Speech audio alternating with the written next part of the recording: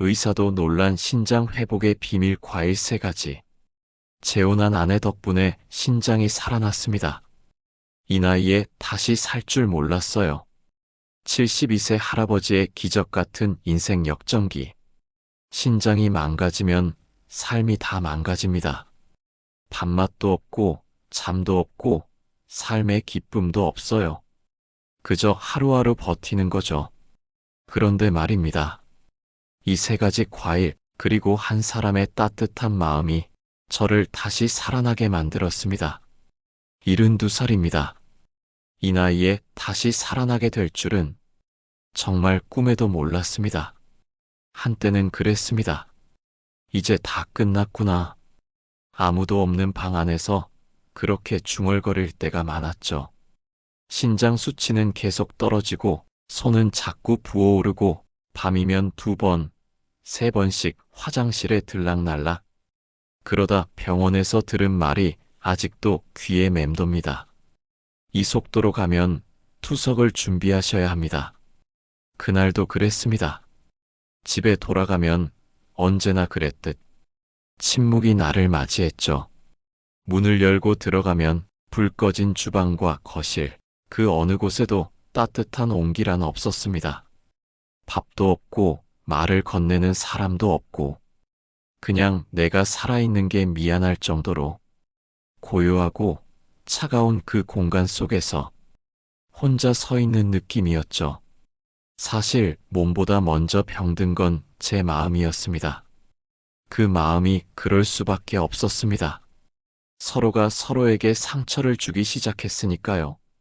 이젠 말도 통하지 않았습니다.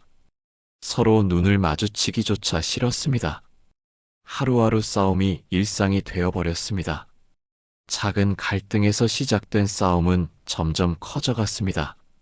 자식 교육, 돈 문제, 생활 습관 하나하나가 다툼의 불씨가 되었죠. 한 번은 내가 말한 것에 대해 끝도 없이 따지기 시작했어요. 내가 말한 것의 의미를 전혀 이해하지 못한 채 다시 그 말 한마디를 문제 삼아 서로를 공격하고, 그러다 보면 서로가 말하는 걸 듣기보다는 그 말의 끝자락을 잡고 그것을 계속 부풀려서 싸우게 됐습니다. 이제는 싸우는 게 너무 익숙해졌습니다. 그때마다 서로의 말 한마디에 감정이 폭발하고 그 폭발은 점점 더 커져만 갔죠. 처음에는 조금만 다르면 서로를 이해하려고 노력했지만 시간이 지날수록 그 노력은 사라졌습니다. 서로에게 말을 걸 때마다 그 말은 마치 칼처럼 날카로워져서 서로를 찌르고만 있었습니다. 왜 항상 그렇게 하지? 라고 말할 때마다 그게 왜 문제인데? 라는 반응이 돌아왔고, 이게 얼마나 힘든지 아냐? 라고 말하면 그게 뭐 어쩌라고? 나도 힘들어라는 대답이 돌아왔습니다. 그런 식으로 계속해서 말은 싸움이 되었고, 싸움은 서로를 향한 공격이 되었습니다. 말이 칼이 되어 서로를 찔렀습니다. 우리 아이들도 그 싸움의 반복을 눈치챘습니다. 어느 날 아들이 나를 조용히 부르더니 아빠, 요즘 왜 이렇게 싸워요? 저희가 너무 힘들어요. 라고 말했습니다. 그 말이 가슴을 찌르더군요. 아이들이 우리 싸움을 눈치채고 그로 인해 상처를 받고 있었다는 사실이, 내가 얼마나 무의식적으로 아이들에게 상처를 줬는지 깨닫게 했습니다. 그저 싸우는 게 당연한 일처럼 여겨졌지만 아이들에게는 그것이 큰 고통이었죠. 그날 이후로 아이들이 점점 말을 적게 하고 눈치를 보며 집을 떠나는 시간이 많아졌습니다. 그들이 얼마나 불안하고 두려운 마음을 가졌을지 그때는 미처 몰랐습니다. 싸움이 일상이 되어버린 집에서 아이들은 점점 더 마음을 닫고 서로의 갈등을 피해 멀어져 갔습니다. 그렇게 모든 게 다 싸움으로 바뀌었고 어느새 우리는 서로에게 말조차 하지 않게 되었습니다. 말을 하면 또 싸움이 될까 두려워서 아예 입을 다물고 서로가 서로를 그냥 지나치게 되었습니다. 침묵 속에서 자꾸만 서로의 상처가 깊어졌습니다. 그런 싸움의 반복 속에서 내 마음은 점점 더 병들어갔습니다. 그녀의 눈빛이 점점 차가워지고 내 마음은 점점 더 멀어졌습니다. 서로가 서로에게 상처를 주는 게 일상이 되었습니다. 내가 그녀를 보면 그녀는 나를 피하는 것처럼 보였고, 그녀가 나를 볼 때 나는 그저 괴로워하는 눈빛만 보였습니다. 마지막에는 우리는 서로의 목소리조차 듣지 않았습니다. 싸움으로 시작한 하루는 침묵으로 끝나곤 했습니다. 그날이 마지막 싸움이었다면 좋았겠지만 그때도 싸움은 계속되었습니다. 점점 더 서로를 미워하게 된 것 같습니다. 그리고 결국 그런 싸움은 끝내 이혼으로 이어졌죠. 그 뒤로 나는 마음을 닫았습니다. 누구도 받아들이고 싶지 않았죠. 사람도 마음도 사랑도. 이혼 후 내 삶은 참으로 비참했습니다. 하루하루가 지옥 같았습니다. 혼자 집에 들어가면 그 차가운 벽들이 나를 더 외롭게 만들었죠. 집 안은 언제나 텅 비어 있었고 내가 떠난 자리엔 아무것도 남지 않았습니다. 밥은 혼자 먹고 잠은 혼자 자고 아침에 일어나면 또다시 혼자 출근하고 그렇게 계속 반복되는 나날이었죠. 어디선가 소리가 들려야 할 것 같았지만 집은 너무 조용해서 가끔 내 숨소리조차 불편할 정도였어요. 누군가 나를 기다리는 일도 누군가 나에게 말을 건네는 일도 없었습니다. 그저 나 혼자 있을 뿐이었죠. 식사는 뭐가 중요한지도 몰랐습니다. 그저 하루가 지나가길 바랄 뿐 내가 먹을 게 없을 때조차 별로 신경 쓰지 않았죠. 그저 살아가는데 급급했고 어떤 날은 일어나기도 힘들었어요. 그렇다고 해서 내가 기운을 내기 위해 무언가를 하려고 했던 것도 아니었습니다. 그저 이 하루가 지나가기를, 그저 나 자신이 견디기를 바랄 뿐이었죠. 이렇게 살아가야 한다는 걸 받아들이는 게 더 나을 것 같다는 생각에 아무런 감정도 없이 그냥 하루를 또 흘려보냈습니다. 아이들도 성인이 되어 저마다의 삶을 살고 있었죠. 물론 그들은 부모님이 잘못해서 헤어진 걸 알지만 그럼에도 불구하고 날 찾지 않았습니다. 어쩌면 내가 더 이상 그들에게 필요하지 않다고 느꼈을까요? 아니면 그들이 부모의 상처를 피해 도망친 걸까요? 그들 역시 나처럼 고통스러운 시간을 보내고 있었겠지요. 하지만 그들은 내게 다가오지 않았습니다. 어느 날 큰아들이 전화 한 통을 걸어왔습니다. 그저 한마디를 던졌죠. 잘 지내세요? 그 말 한마디에 내 심장은 아프게 쿵 하고 내려앉았습니다. 그 말이 무엇을 의미하는지 내겐 너무나 잘 알고 있었습니다. 그 아이들은 결혼도 하고 자신의 가정을 꾸리고 삶을 살아가는데 나는 그저 한 구석에서 그들에게 상처만 남긴 존재가 된 것 같았죠. 내가 얼마나 그들을 아프게 했는지, 그 아이들도 얼마나 상처를 받았는지 그걸 깨닫게 되는 순간이었죠. 그저 한 명의 아버지로서 미안함과 무력감만이 떠오를 뿐이었습니다. 아들이 전화를 걸었지만 그 말 한마디는 더 이상 나의 삶을 바꿀 수 없다는 것을 깨닫게 했습니다. 그 아이들이 이제는 나를 찾아오지 않았고 다시 말해도 변할 건 없겠지 하는 생각에 나는 그저 한숨만 내쉬었습니다. 내가 그들에게 할 수 있는 건 아무것도 없다는 걸 깨달은 순간 내 마음은 더욱 깊은 어둠 속으로 빠져들었습니다. 어떻게 내 삶이 이렇게 되었을까? 왜 이렇게 외로워야만 했을까? 내가 사랑했던 사람들은 어디에 있는 걸까? 이제는 내 목소리가 울려도 아무도 듣지 않는 것 같았죠. 누군가 내 말을 들어주기를 바라면서도 내가 말한 그 누구도 돌아보지 않았습니다. 내가 그렇게 오랫동안 그들을 아끼고 사랑했던 시간들이 이제는 아무 의미도 없다는 생각에 더 이상 내가 어떤 존재로 살아가야 할지 모르겠더군요. 하루하루가 다르지 않았습니다. 내가 살아있다는 게 얼마나 큰 의미가 있는지조차 모르겠어요. 이렇게 살아도 되나? 내가 살아있을 가치가 있을까? 나는 계속해서 자문했지만 그럴수록 답은 없었습니다. 그저 나 혼자 내 삶을 흘려보낼 뿐, 그 속에서 조금이라도 내가 할 수 있는 일이 무엇인지 알지 못했습니다. 점점 더 외로워지고 스스로에 대한 자책감이 커져만 갔습니다.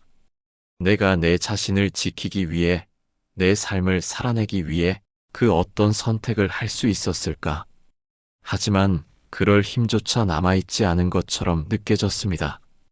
그때마다 또다시 집안의 고요함 속에서 그냥 내 자신을 계속해서 받아들이며 살아갔습니다. 그 외로움 속에서 내 목소리마저 점점 더 작아져 갔고, 살아있는 의미를 찾는 것이 점점 더 힘들어졌죠. 하루하루가 점점 더 묵직하고 무겁게 내게 다가오는 그 시간을 견디며 그저 지나가기만을 바랄 뿐이었습니다.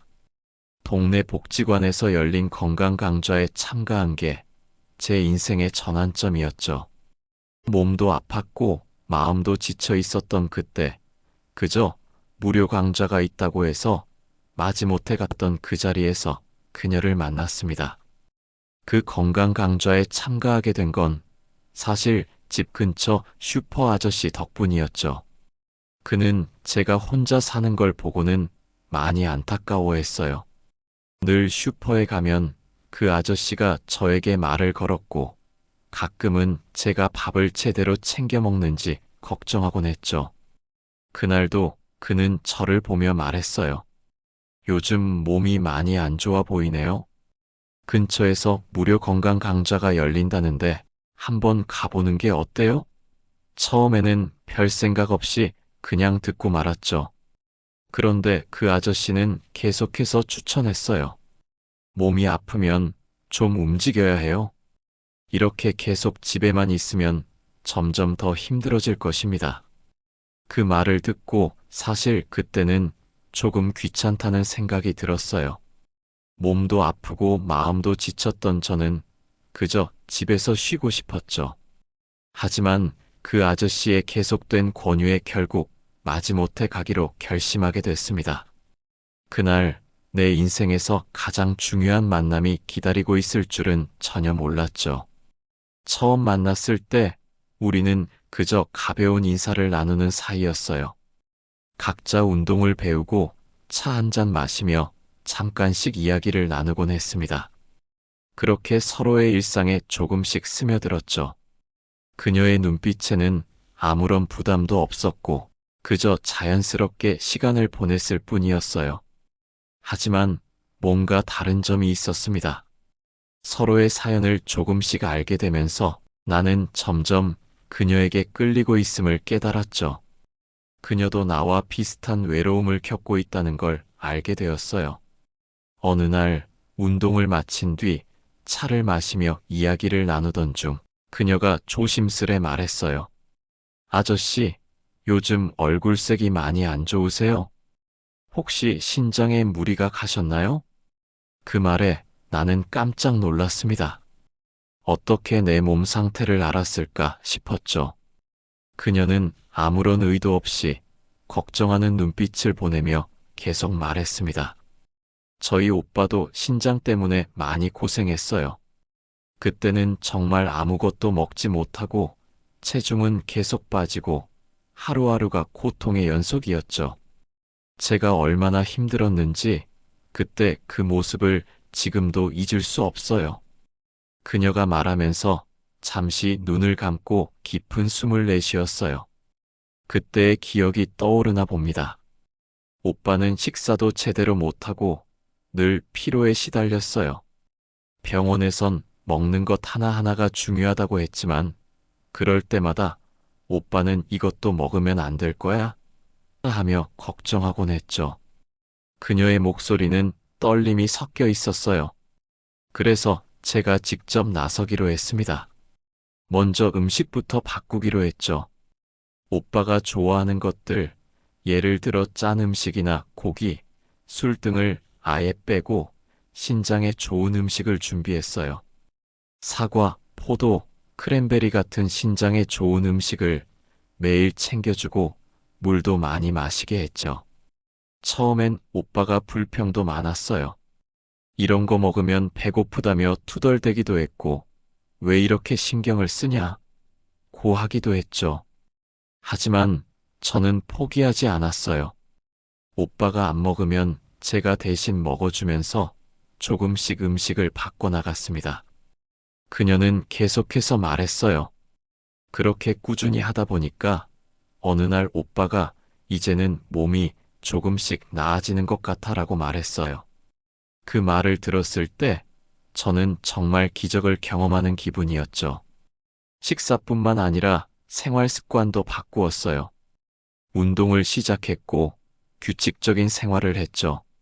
처음엔 힘들어했지만 저와 함께 하면서 조금씩 나아지기 시작한 거예요. 결국 오빠는 정말 기적처럼 회복했어요. 지금은 예전처럼 건강하게 생활하고 제가 도와준 것에 대해 정말 감사하다고 말해요. 그녀는 미소를 지으며 말을 마쳤습니다. 그때 그 힘든 시간들이 있었기에 지금 저는 누구보다 건강과 행복의 소중함을 알게 되었어요. 그녀는 차분하게 자신의 이야기를 꺼냈고 그녀의 진지한 표정에서 거짓이 없다는 걸 느낄 수 있었습니다. 그날 그녀는 내게 이렇게 말했죠. 같이 한번 건강해져 봐요. 그 말이 내 마음을 큰 울림으로 남겼습니다. 그녀가 진심으로 말하는 걸 느낄 수 있었어요. 그녀는 단순히 나에게 음식을 바꾸고 습관을 바꾸자고 한 것이 아니라 내 삶 자체를 바꾸겠다고 한 것이었습니다. 그날 이후로 우리는 매일 같이 변화해 갔습니다. 저는 처음엔 조금씩 의심했죠. 정말 이렇게 하면 내가 살아날 수 있을까? 하지만 그녀와 함께하는 하루하루가 나를 점점 더 건강하게 만들어주는 걸 느꼈습니다. 그녀는 매일 나에게 새로운 음식을 주었고, 우리는 서로에게 따뜻한 말 한마디씩 건네며 힘을 주었죠. 그녀와 함께하는 시간이 길어질수록 내 몸은 조금씩 나아졌고, 내 마음도 함께 치유되고 있었습니다. 어느 날 운동을 마친 후 우리는 또 차 한 잔을 마시면서 이야기했습니다. 그녀는 나에게 말했죠. 선생님, 이제는 많이 좋아지셨죠? 내내 이렇게 지켜보면서 정말 기쁘고 행복했어요. 그 말에 나는 마음속 깊은 곳에서 따뜻한 감정을 느꼈습니다. 그녀가 나를 바라보는 눈빛은 그 어떤 말보다 강력하게 다가왔습니다. 그때 나는 마음속으로 결심했습니다. 이 여자가 내 삶의 마지막 사랑이 되어주길 바란다. 그녀와 함께하는 시간, 그녀의 손길, 그녀의 미소가 내 삶을 새롭게 만들어 주었기 때문입니다. 그리고 얼마 뒤 나는 용기를 내어 그녀에게 말했습니다. 당신과 함께 나머지 삶을 보내고 싶어요. 내가 살아갈 이유를 찾았어요. 당신과 함께라면 무엇이든 할 수 있을 것 같아요. 그녀는 잠시 생각하다가 조용히 고개를 끄덕였습니다. 저도요. 우리 같이 늙어가요. 함께 살아가요. 그렇게 우리는 서로에게 사랑을 고백했고, 그 사랑은 그렇게 서서히 하지만 확실히 우리 삶의 중심이 되어갔습니다. 우리는 그 후 재혼을 결심하게 되었습니다. 서로의 아픔과 상처를 보듬으며 다시 사랑을 시작한 그 순간이 너무나 특별했습니다. 아내는 나에게 단순히 신체적인 회복을 준 것이 아니라 내 마음의 상처와 외로움을 치유해 주었어요. 그녀와 함께한 시간이 쌓일수록 나는 그동안 쌓였던 모든 외로움과 아픔이 사라지고 다시 살아있는 느낌을 받았습니다. 그녀는 나에게 사랑의 의미를 다시 알려줬고 내가 살아가야 할 이유를 다시 가르쳐 주었죠. 자식들에게도 그 사실을 말했습니다. 처음에는 걱정이 많았죠. 어느 부모가 재혼을 한다고 하면 자식들은 걱정과 불안이 먼저 떠오르기 마련입니다. 아버지께서 괜찮으실까? 새로운 사람과 살아간다는 게 정말 괜찮은 일일까? 그런 생각들이 아이들의 마음속에 있었을 겁니다. 그래서 처음에는 내가 그녀와 함께 건강을 돌보기로 결심했다고 말했을 때 아이들의 표정은 걱정과 의심이 섞여 있었죠. 하지만 그런 걱정도 얼마 지나지 않아 사라졌습니다. 그녀와 내가 함께하는 시간을 보내면서 아버지가 다시 웃고 건강해지고 행복한 모습을 보게 된 아이들은 더 이상 반대할 이유가 없었습니다. 그들은 점점 내게 더 많은 관심과 사랑을 보였고, 아버지, 이제 아버지 웃는 얼굴 자주 볼 수 있겠네요. 라는 말을 들었을 때 그 말 한마디로 내 마음은 녹아내렸습니다. 내가 살아있다는 것, 내 삶이 의미 있는 일이라는 사실을 그 말 속에서 진심으로 느낄 수 있었습니다. 그리고 그녀가 내 곁에 있다는 것, 그녀의 존재가 내게 주는 힘이 얼마나 큰지 아이들이 알아보기 시작했어요. 그들은 이제 내가 재혼을 하기로 결심한 것이 단순히 외로움을 채우기 위한 것이 아니라 정말로 나를 위한 변화라는 걸 깨닫게 되었습니다. 그리고 그녀의 존재가 내 삶에 얼마나 큰 행복을 가져다 주는지 그들도 알게 되었죠. 이제는 내가 행복하다는 것을 알고 기뻐하며 내 삶에 함께하는 그녀를 진심으로 반기며 응원해 주었습니다. 아이들의 이런 변화가 내겐 정말 큰 힘이 되었죠. 그녀의 자식들도 마찬가지였습니다. 그들은 처음엔 약간의 망설임이 있었겠지만 내 아내와 함께하는 시간이 쌓일수록 그들도 점차 나와 그녀의 관계를 이해하고 응원하게 되었습니다. 특히 그녀의 자식들은 어머니가 아버지를 만나 행복해하는 모습을 보니 저희도 마음이 놓여요. 이제 정말 좋은 사람을 만나셨다는 생각이 들어요라는 말을 해주었죠. 그들의 허락과 응원 덕분에 나는 더 확신을 가질 수 있었습니다. 우리는 모두 서로를 받아들이고 각자의 삶 속에서 다시 새로운 출발을 할 수 있는 용기를 얻었습니다. 그녀의 자식들 역시 나를 아버지처럼 받아주었고, 이제 우리는 한 가족이 되어 함께 나아갈 수 있게 되었습니다. 가족들이 나를 응원해주는 모습을 보면서 나는 더 이상 외로움이나 걱정을 느끼지 않게 되었어요. 그녀와 내가 함께하는 이 삶은 점점 더 많은 사랑과 행복을 담고 있었고, 나 또한 그것을 놓치지 않으려 노력하고 있었습니다. 이제 내 삶은 과거와는 완전히 다른 진정으로 행복한 삶이 되어가고 있었습니다. 그리고 우리는 결혼식을 올렸습니다. 늦은 나이에 재혼을 하게 된 거지만 내겐 정말 꿈만 같은 일이었어요. 그녀와 함께하는 이 순간이 내 인생의 최고의 선물이라 느꼈고 내가 다시 살아가고 있다는 것에 대한 감사함을 매일 느끼며 살고 있습니다. 우리의 결혼식은 화려하지 않았고 그저 서로의 손을 잡고 서로의 눈을 바라보며 두 사람만의 행복한 시간을 보냈습니다. 그 순간이야말로 내 인생에서 가장 소중한 순간이었어요. 아침마다 그녀가 내게 사과를 반 개씩 내줬습니다. 그녀는 껍질까지 깨끗하게 씻어 얇게 썰어서 내 손에 쥐어줬죠. 사과는 신장 독소를 씻어줘요. 꼭 아침에 드세요. 그 말이 늘 마음에 남았고 그렇게 시작된 아침이었습니다. 처음엔 그냥 먹는 거였지만 매일 그녀가 챙겨주는 사과 한 조각에 내 몸과 마음이 점점 더 따뜻해지는 걸 느꼈죠. 점심에는 씨 없는 포도 몇 알을 내주곤 했습니다. 가끔은 얼려서 시원하게 입이 심심할 틈 없이 먹을 수 있도록 그녀는 항상 내게 작은 배려를 해주었어요. 그게 참 고맙고 사랑스럽게 느껴졌죠. 그녀의 세심한 손길이 내 몸을 돌보는 것처럼 내 마음도 돌봐주는 듯 했습니다. 그런 작은 것들이 내가 살아있음을 다시 느끼게 해줬어요. 그리고 저녁엔 생소하게도 크랜베리 주스를 내주었죠. 그녀는 손수 말린 크랜베리를 다려 따뜻하게 내주며 말했습니다. 크랜베리는 요로도 깨끗이 해주고 신장 염증에도 참 좋아요. 처음엔 잘 몰랐습니다.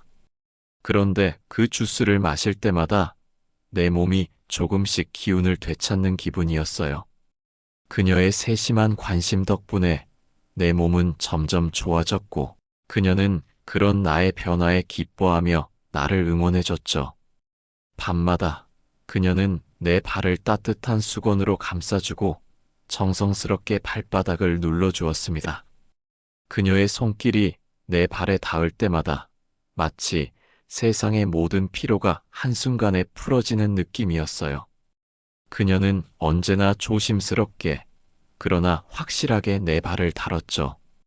여기가 기운이 솟아나는 자리래요. 당신의 기운 다시 올라오게 해줄게요. 그 말을 들을 때마다 내 몸 안에서 오랫동안 쌓였던 기운이 서서히 풀려나가는 듯 했어요. 그녀의 손이 내 발을 움직일 때마다 무언가가 내 몸속 깊은 곳에서부터 풀리면서 새로운 힘이 나를 감싸는 것 같은 기분이 들었습니다. 처음에는 단순한 마사지를 받는 느낌이었지만 시간이 지나면서 그녀의 손길은 내 몸뿐만 아니라 내 마음까지 따뜻하게 채워주었죠. 그 손끝에서 느껴지는 온기가 나를 둘러싼 차가운 공기마저 녹여주는 것 같았고 그녀가 내 발을 쓸 때마다 마치 내 인생에서 잃어버린 많은 것들이 돌아오는 듯한 기분이었어요. 내 발을 다루는 그녀의 손끝은 단순한 마사지 이상의 것이었어요. 그녀는 내 몸을, 내 마음을, 그리고 내 삶의 작은 조각들을 모두 돌보고 있었죠. 그 순간 나는 온전히 그녀의 사랑을 느꼈습니다. 그녀가 내 발을 마사지하는 동안 나는 그 사랑을 몸 깊은 곳까지 온전히 받아들이고 있었습니다. 그녀가 내 몸에 스며들 때 내 마음도 함께 스며들었고 나는 그 행복감 속에서 조금씩 내 몸과 마음이 회복되고 있다는 걸 느낄 수 있었습니다. 그 손길, 그 따뜻함이 내게 얼마나 큰 위로와 행복을 주었는지 모르겠습니다. 그녀의 사랑은 내 몸의 통증을 넘어서 내 삶의 기운까지 다시 일으켜 놓았습니다. 지극한 정성이었습니다. 그녀는 하루도 빠짐없이 그렇게 해줬습니다. 몇 달 뒤 병원에서 검진을 받으러 갔습니다. 그날도 똑같은 병원, 똑같은 검사를 받았죠. 그런데 의사 선생님이 제 기록을 보고는 말없이 한참을 바라보시더니 그저 말을 잇지 못하셨습니다. 어르신, 이거 진짜 수치가 이 정도로 회복된 건 처음 봅니다. 그 말을 듣는 순간 내 가슴이 벅차올랐습니다. 그런데 그때 의사의 얼굴보다 내가 가장 먼저 본 건 바로 내 옆에서 조용히 웃고 있는 아내의 얼굴이었어요. 그녀는 내가 병원에 가는 내내 묵묵히 내 곁을 지켜주었고 그녀의 그 따뜻한 미소는 나를 믿고 응원하는 사랑의 표정이었습니다. 그때 나는 깨달았습니다. 이 모든 것이 기적 같았다는 걸. 병원에서 의사가 말한 기적이 어떤 것이었는지, 그 진짜 의미를. 그 기적은 약물이나 병원의 치료법이 아니었어요. 그 기적은 바로 그녀의 사랑과 정성이었습니다. 그녀의 진심이 만들어낸 기적이었어요. 의사 선생님은 다시 한번 저를 쳐다보며 말했습니다. 어르신, 정말 놀랍습니다. 환자분의 신장 수치가 이렇게 회복된 경우는 제가 일하는 동안 처음이에요. 보통 이런 경우엔 약물 치료로도 어려운데 이건 말 그대로 기적입니다. 그때 주변에 있던 병원 사람들도 고개를 끄덕이며 소리를 질렀습니다. 이건 정말 믿을 수 없는 일입니다. 이런 회복은 본 적이 없어요. 그리고 이어서 의사 선생님은 이렇게 덧붙였습니다. 어르신, 이렇게 된 건 정말 특별한 일이에요. 약물이나 수술이 아닌 생활 습관과 식단으로 신장이 이렇게 회복된 건 기적입니다. 그 말을 듣고 나서야 나는 비로소 그 기적이 무엇인지 알았습니다. 병원에서 의사와 병원 사람들이 말한 기적은 바로 그녀의 손길과 사랑, 그 진심의 기적이었어요. 그녀가 나를 살렸습니다. 이건 병원 치료가 아니었고 약물이 아니었어요. 사랑과 정성, 그리고 그 누구보다 진심을 다해 나를 챙겨준 그녀의 마음이 만든 기적이었습니다. 요즘 저는 아침에 눈을 뜰 때마다 살아있다는 게 감사하게 느껴집니다. 텃밭에서 땀 흘리는 것도 즐겁고 아내가 차려준 따뜻한 국에 밥 한 숟가락 뜰 때마다 마음이 찹니다. 이제는 밤에 화장실 가는 일도 줄었고 몸이 무겁지도 않습니다. 자고 나면 개운하다는 느낌, 정말 몇 년 만에 처음 느껴보는 감각입니다. 요즘은 아침마다 창문을 열고 들어오는 신선한 공기를 맞는 것만으로도 기분이 좋아집니다. 그때마다 자연의 소리가 내 몸과 마음을 치유하는 느낌이 들어요. 햇살이 내리쬐는 아침, 시원한 바람이 얼굴을 스칠 때 그 순간이 참 좋습니다. 몸과 마음이 새롭게 태어나는 느낌을 받으며 하루를 시작하게 되는 것 같습니다. 주말이면 아내와 함께 가까운 산으로 나들이를 갑니다. 그곳에서 길게 이어진 산길을 걸으며 가볍게 대화도 나누고 때론 아무 말 없이 그저 손을 잡고 걷기도 해요.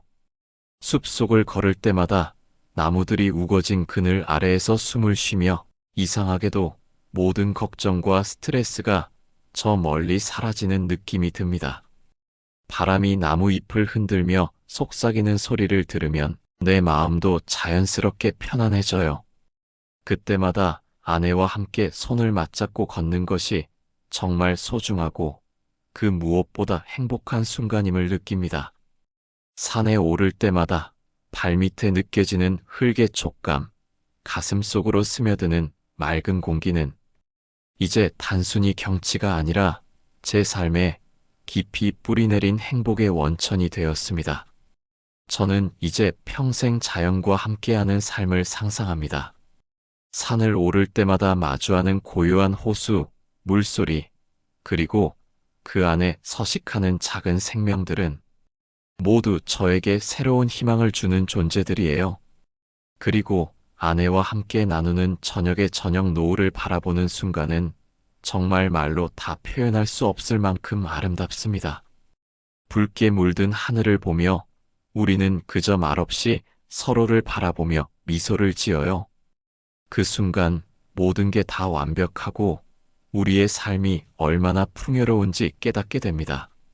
하루의 끝을 맞이할 때쯤 아내와 함께 마당에 앉아 차 한 잔을 나누며 햇살이 지고 나면 차가운 바람을 맞으며 작은 대화를 나누는 이 시간이 내게는 무엇과도 바꿀 수 없는 소중한 순간들이 되었습니다.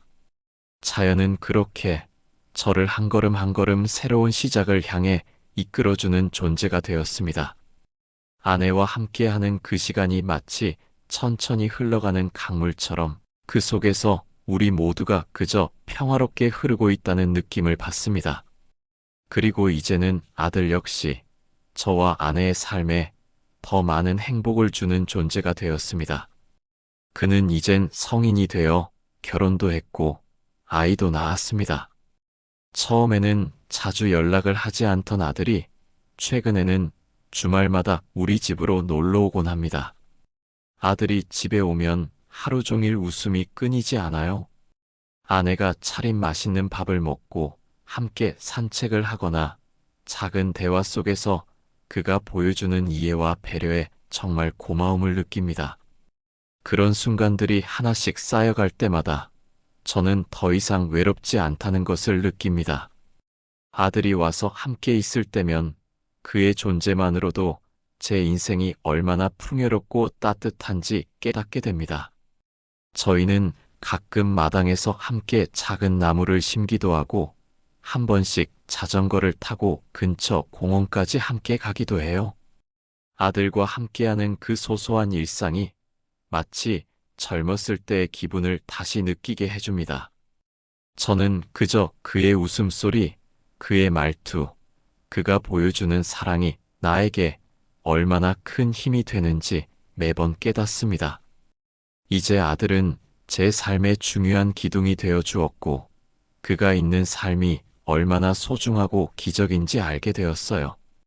그리고 또 하나의 큰 행복이 있습니다. 그건 바로 우리 손자와 손녀들의 존재죠. 저와 아내는 이제 자식을 낳을 수는 없지만 손자, 손녀를 바라보는 것만으로도 충분히 행복해요. 주말이면 손자, 손녀가 우리 집에 올 때 그들의 발소리가 들리면 마치 시간이 다시 젊어지는 기분이 듭니다. 손자녀들이 집에 올 때마다 저는 그들의 웃음소리가 우리 집 안을 가득 채우는 걸 느껴요. 그 모습만 봐도 제 마음속에 어린 시절의 즐거움이 다시 되살아나는 것 같습니다. 손녀가 제 옆에 앉아서 책을 읽어주거나 손자가 제게 작은 장난감을 건네며 웃을 때 그 순간만큼은 모든 피로와 어려움이 사라지고 그저 행복해지는 느낌이 듭니다. 어릴 때는 내가 그들처럼 그렇게 어린 시절을 보냈던 걸 생각하면서 그들의 순수한 눈빛과 웃음소리가 내 마음을 따뜻하게 만듭니다. 손자, 손녀와 함께하는 작은 시간들이 그 무엇보다 소중해요.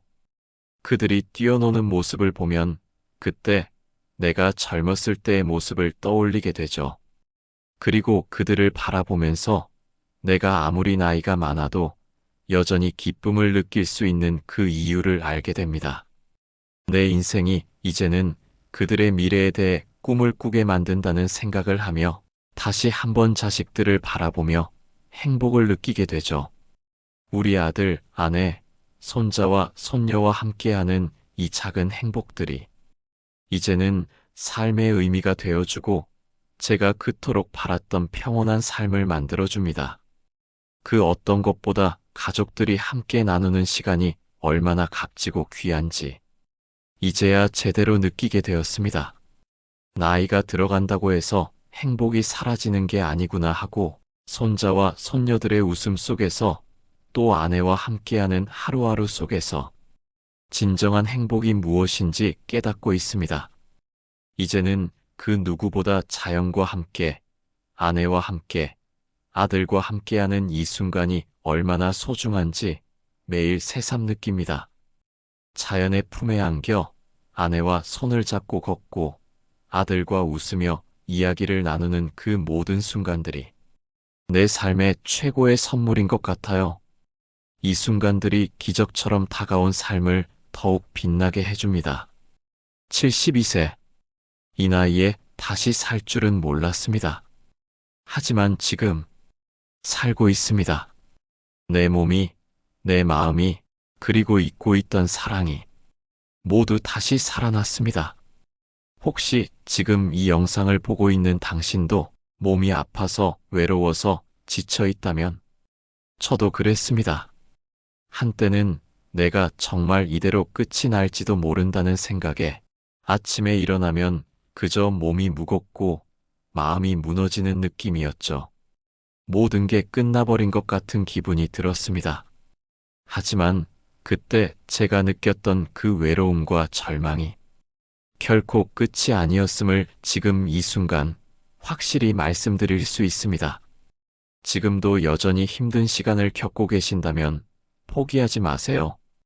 저도 그러했듯 작은 변화가 한 사람의 정성이 당신의 삶을 완전히 바꿔놓을 수 있다는 걸 믿어보세요. 사랑과 진심이 담긴 작은 관심이 내 삶의 기적을 일으킬 수 있다는 걸 저는 경험했기 때문에 확신합니다. 우리 모두에게는 어떤 순간이든 새로운 시작을 맞이할 수 있는 기회가 있습니다. 누구나 기적을 만들 수 있습니다. 비록 나이가 많아도 힘들어도 몸이 아파도 다시 일어설 수 있는 힘을 찾을 수 있습니다. 그것이 바로 사랑입니다. 누군가의 진심 어린 손길, 작은 위로, 진정성 있는 관심이 우리의 삶을 다시 밝히는 빛이 될 수 있습니다. 그리고 그 시작은 지금 여기서 가능합니다. 이 영상을 보고 있는 당신이 지금 이 순간부터 그 작은 변화를 시작할 수 있습니다. 당신도 다시 일어날 수 있습니다. 당신도 그 기적을 만날 자격이 있습니다. 기적은요, 진심에서 시작됩니다. 그러니 절대 포기하지 마세요. 당신의 삶은 아직 끝나지 않았습니다. 이제 저는 매일 아침이 기다려집니다. 일어나면 사랑하는 사람이 따뜻한 차를 내어주고 신장이 좋아지는 사과와 포도가 식탁 위에 놓여 있죠. 저는 다시 살아났습니다. 몸도 마음도 그리고 사랑도요. 지금 힘든 분들께 제 이야기가 작은 희망이 되기를 바랍니다.